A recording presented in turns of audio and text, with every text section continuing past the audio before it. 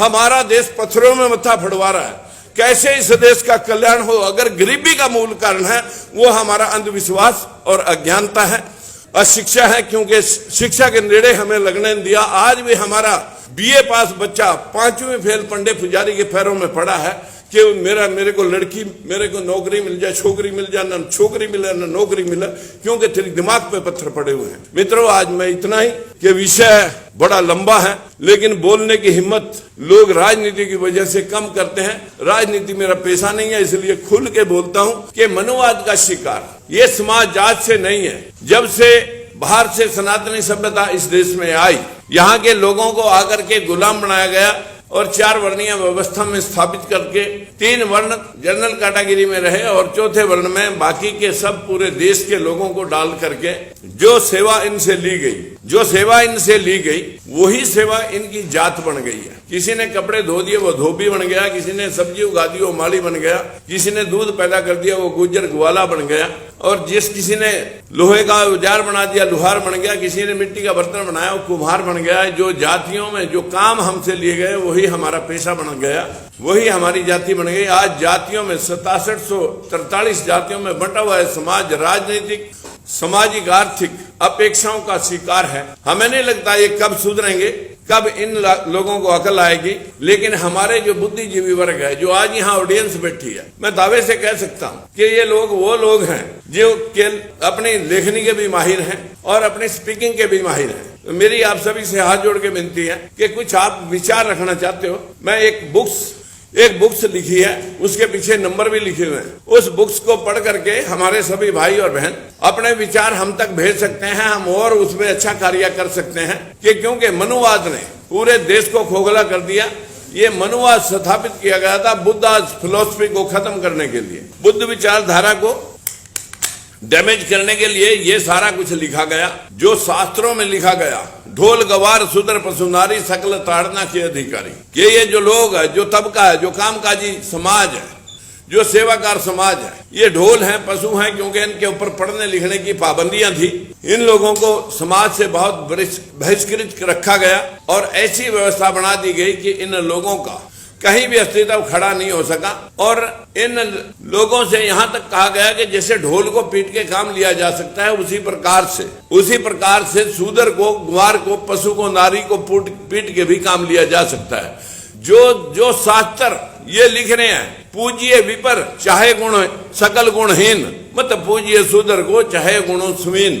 कितना भी गुणों से संपूर्ण शूद्र हो वो पूजनीय नहीं हो सकता, और सकल से भी ना हो, अकल से भी ना हो, कोई भी गुण ना हो उस विपर के अंदर, मनुवादी के अंदर एक भी गुण ना हो, वो हर हाल में पूजनीय है, क्योंकि वो ब्रह्मा के मुंह से पैदा हुआ है।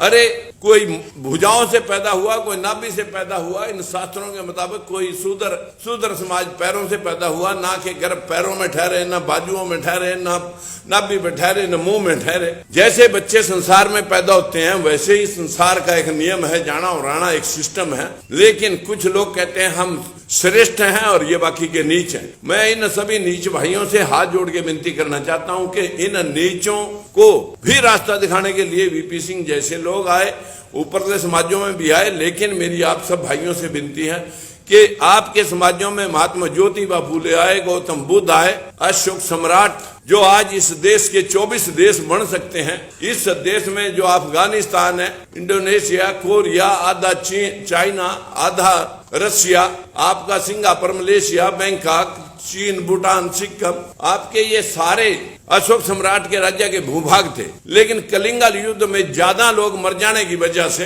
अशोक सम्राट ने तलवार फेंक के मानवतावादी संविधान को अपनाते हुए, और उन्होंने 84,000 स्तूप बना करके पूरे विश्व में अपने जीवन की लेखनी लिखी। उस लेखनी को, गौतम बुद्ध की लेखनी को आज हमारे तिरंगे झंडे में उसका निशान है।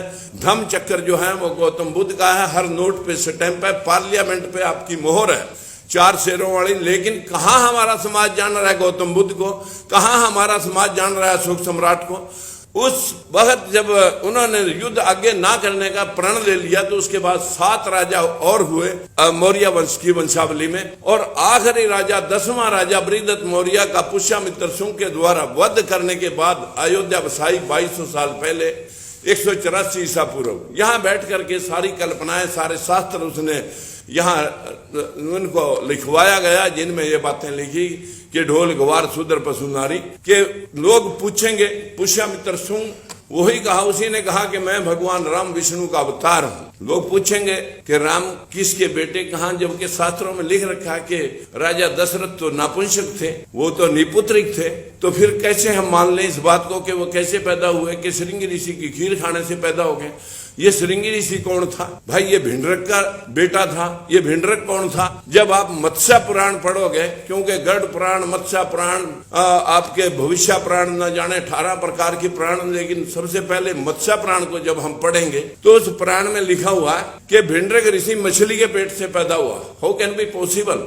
कि ये संभव कैसे है कि मछली अंडे देती है और वो पानी में अंडे देती है? धरती पे अंडा देने आई तो मछली जिंदा कैसे रही? और मछली ने अगर वो अंडा दिया पानी में तो वो भिंडरक ऋषि कैसे पैदा हुआ? लेकिन शास्त्रों ने पैदा कर दिया। और उसके पश्चात क्या हुआ कि उसने बड़ी तपस्या करी, और तपस्या करते हुए वहां पर उसके जंगल में एक सामने हिरनी चल रही थी। हिरनी उसे बड़े सुंदर लगी, उसने उसके साथ सहवास किया तो वो गर्भवती हो गई। और जब वो गर्भवती हो गई तो उसके एक सींग वाला बच्चा पैदा हुआ जो श्रृंगी ऋषि बना। और श्रृंगी ऋषि बनने के पश्चात फिर वो क्या हुआ, फिर उसने रानियों को खीर खिलाई और राम पैदा हो गए। देखिए कब कब राम, कैसे कैसे राम। जीरो का आविष्कार किसने किया? आचार्य भट्ट ने किया। कब किया? 467 ईस्वी में। जब 467 ईस्वी में जीरो का आविष्कार हुआ तो देन हम कह सकते हैं कि 467 ईस्वी से पहले जीरो होनी नहीं चाहिए। तो फिर रावण के 10 सिर कहाँ है, कैसे गिने गए? 100 दुर्योधन के भाई कैसे गिने गए? इट मीन जो है ना, उससे पहले जीरो थी। लोगों ने कहा कि नहीं, ये हमने आविष्कृत की है। और उसके बाद 4 धाम यात्रा किसने बनाई? 788 ईस्वी में शंकराचार्य ने 4 धाम यात्रा बनाई। उस यात्रा के ऊपर अंधे माँ बाप को लेकर के कौन गया? शास्त्रों के मुताबिक मैं कह सकता हूँ कि 4 धाम यात्रा पे गया श्रवण कुमार, अपने अंधे माता पिता को लेकर के गए। अब 4 धाम यात्रा में जब वो अंधे माता पिता को प्यास लगी तो नदी में पानी लेने कौन गया? तो श्रवण गया। उसका तीर किसने मारा? दशरथ ने मारा। इसका मतलब ये है कि दशरथ उस वक्त 788 ईस्वी में भी था, तो दशरथ था तो राम भी था। फिर आ जाती है बात के सारे रामायण तुलसीदास ने लिखी। और तुलसीदास की मृत्यु कब हुई? 1680 ईस्वी में हुई। जब 1680 ईस्वी में तुलसीदास जी मरते हैं तो उससे पहले उसने रामायण लिखी होगी। और उस रामायण में जिसमें ढोल कुमार शूद्र पशु नारियों के प्रसंग लिख रखे, उसी में एक चौपाई और भी लिख रखी कि राजा को कहा गया कि उस वक्त औरंगजेब का राज था। औरंगजेब के बारे में लिखा गया कि बड़ा क्रूर था, 100 जनेऊ और चोटे काट करके वो रोटी खाता था। लेकिन अगर वो इतना क्रूर था तो तुलसीदास ने किसी भी शास्त्र में, ना रामचरितमानस में, ना रामायण में एक वर्णन नहीं लिखा उसका। जितनी रचनाएं लिखी वो सारे उसी के काल में लिखी। और उसी में उसने एक चौपाई और लिख रखी है कि चित्रकूट के घाट पे भई संतन की भीड़, तुलसीदास चंदन घिसे और तिलक करे रघुवीर। इट मीन राम वहां खड़ा था जो रघुवीर ने उसका तिलक करा। 467 में राम, उससे पहले राम 788 में राम, 1680 में राम। कब कब राम? एक राम दशरथ का बेटा, एक राम घट घट में लेटा, एक राम दशरथ का बेटा, एक राम घट घट में बैठा, एक राम का शकल पसारा, एक राम दुनिया से न्यारा। कौन से राम की बात कर रहे हो?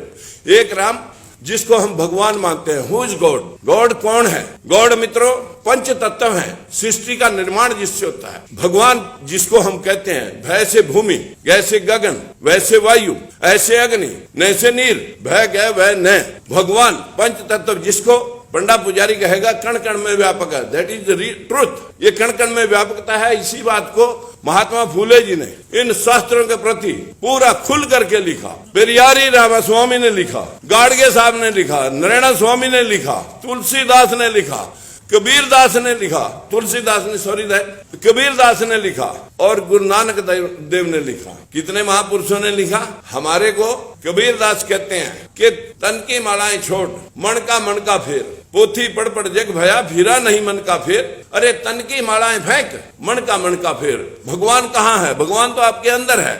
जिनको लोग नास्तिक कहते हैं, असल में वही आस्तिक जो असली जो परमार्थी हैं, जो असली आस्तिक हैं, वो नास्तिक जिनको लोग कह रहे हैं, जो ट्रुथ से वाकिफ हैं, जो सच्चाई पे चलते हैं। हमने कभी राजनीति नहीं देखी साथियों। इस राजनीति के पीछे, इस बैकवर्ड के पीछे, शेड्यूल कास्ट के पीछे 3 बार सत्ता छोड़ दी। सत्ता हमारा मोह नहीं ना, सत्ता हमारा कारोबार है। कारोबार हम अपने बाल बच्चों के माध्यम से इंडस्ट्री चलाते हैं। उससे पहले 4 रुपए की बाल मजदूरी कर रखी है। ये कोई जो है, ये मेरा कोई बाप दादा का कोई कारोबार नहीं था कि मैं राजनीति करके ही मतलब रोटियां कमानी है। मैं आप सभी से भी जानना चाहता हूं कि यदि आप चाहते हैं कि आप वास्तविकता से वाकिफ हो, तो मैं एक छोटी सी किताब आपको दूंगा, उस पे पढ़ के आप कमेंट देना, उस पे पढ़ करके आप अपना एनालिसिस हमारे को देना। अगर आप बाबा साहब का संविधान, हमारी बहन बेटियां राष्ट्रपति बन सकती हैं, प्रधानमंत्री बन सकती हैं, एसपी डीसी जज बन सकती हैं, लेकिन पूरी नारी जाति के ऊपर मनुवाद का शिकंजा है, ब्राह्मणवाद का शिकंजा है। और ऐसी व्यवस्था 4 करोड़ मंदिर इस देश के अंदर है, जो 4 करोड़ मंदिरों में लगभग 15 लाख करोड़ रुपये रोजाना सुबह 10 बजे से रात के 11 बजे तक, सुबह 4 बजे से अर्पया जाता है। हमारे लोग अगर सरस्वती पूजने से ज्ञान मिलता, लक्ष्मी पूजने से धन मिलता, तो मैं दावे से कह सकता हूं सारा धन और ज्ञान इन बैकवर्डों के पास, शूद्रों के पास होना चाहिए था। America, England, Canada, Australia, German, Japan, चीन, रूस, दुबई में फूटी कोडी नहीं होनी चाहिए थी। जो 100% बुद्धिस्ट कंट्री है जापान, जो 1945 में नेस्तनाबूद कर दिया था, अमेरिका ने उस पर बम डाल करके नेस्तनाबूद कर दिया था। मित्रों, आज अमेरिका भी उसका कर्जदार है। छोटा सा कंट्री है जो 100% बुद्धिस्ट है। पूरे वर्ल्ड की टेक्नोलॉजी अगर 70% टेक्नोलॉजी हम कहें तो पूरी जापान की है। चाइना मल्टीप्लाई करके उसे विश्व बाजार में उतार करके कब्जा करे बैठा है।